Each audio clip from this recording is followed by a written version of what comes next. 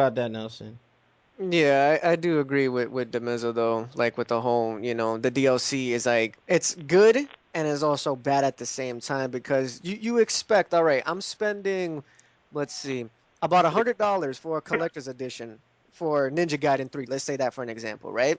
And the game's supposed to be like overhyped and everything. And when I got the game, it felt incomplete, and now you're giving me almost $40 worth of DLC on Xbox Live and PlayStation Network to finish the game that you guys should have just done in the first place. So I'm spending almost at least 160, $170 on an incomplete game when I could just go back to the past, like such as PlayStation 1 and 2, and I'll have the complete game right there with no hassle. Now, I was talking to Tough Nerd Toys some time ago, and he kind of foresaw this happening. It was basically the new business model for some of these companies.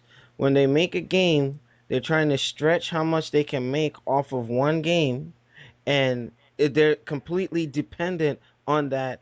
Let's say Street Fighter Cross Tekken, we have to sell X amount of DLC so that we can see a profit out of it, or what have you. Okay, you got games like Ninja Gaiden 3 where the Lunar's not in it, which is, you see one of the bosses using the older weapons, so it's somewhere there. The data is somewhere there. Oh, You know. Alex, this is gonna make you mad. You too, Nelson. They're releasing a weapons pack for Ninja Gaiden 3 with all the old weapons. I know, I know. I know about that. I know about that. Yeah. Now, you see, it's like, okay, they're trying to make as much off of that initial product. Like, okay, whereas they would make $60 per game, they're trying to make 160. They're trying to make double off of one product as they were only making X amount before. So now they're just trying to stretch it out as much as they can instead of doing, like, for instance, with Asura's Wrath. The way they're doing that, handling that, is wrong, because I would have rather them do a full on sequel. You know what I mean? But they're making you pay, for what you already have, and it's like, damn, the companies, maybe they're in financial disarray. Look what happened to Sega. They're $7.1 million in debt. That company have to go through corporate restructuring. They had to cease production on like 6 or 7 titles.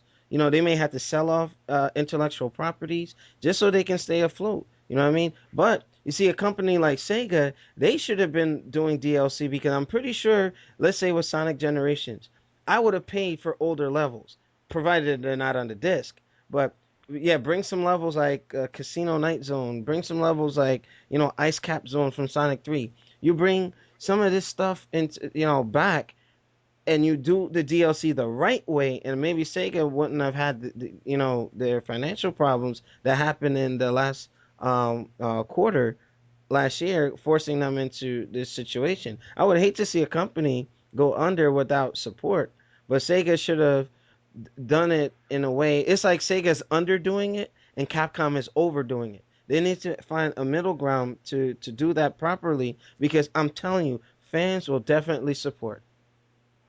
Yeah, I agree with that. You know who else is in financial trouble What was that? that I just read about? THQ is in financial Oh, troubles, yeah, man. yeah. I heard some rumors about that. But being a video game journalist, I don't want to go and put some stuff out that doesn't have a credible source just yet. But we'll discuss that on a later podcast to make sure all is good to go. What else But did we? Nelson, what do you think about that that point that I just made?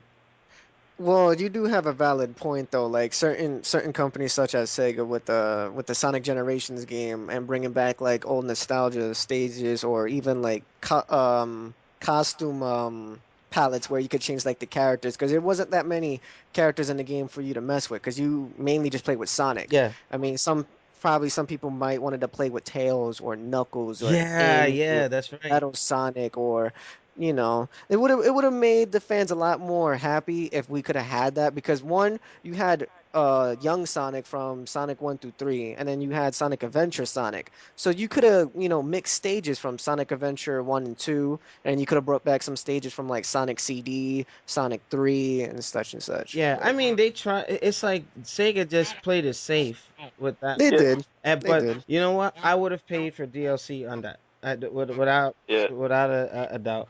But Speaking of Sega's financial problems, that's why they're releasing all this stuff on PSN and Xbox Live, like Shenmue 1 and 2 and Jet Set Radio and all the other classic Dreamcast games. Like this summer, they said that they're going to release like a whole bunch of those, and I guess that it speaks to their financial situation because those are games that they already have in their library and it that they would don't have. minimal cost to port them to to a live Right. arcade or PSN title. Okay, now NMO fans, we're gonna take a quick intermission. We're gonna come back and we're gonna tackle two more topics. NMO fans, stay tuned.